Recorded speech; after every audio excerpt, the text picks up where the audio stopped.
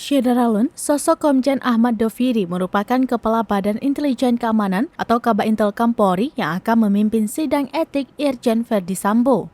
Komjen Ahmad Doviri dijadwalkan memimpin sidang Komisi Kode Etik Polri atau KKEP Verdi Sambo terkait kasus Brigadir Nofriansyah Yosua Huta Barat alias Brigadir J.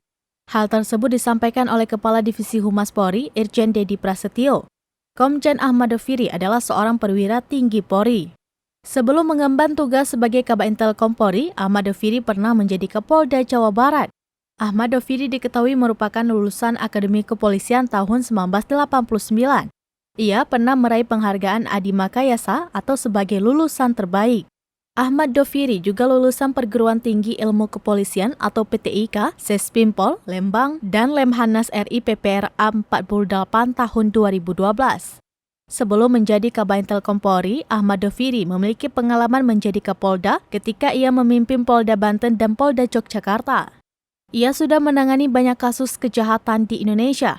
Ahmad Doviri menjabat sebagai Kepala Badan Intelijen dan Keamanan atau Kabintel Polri sejak 31 Oktober 2021.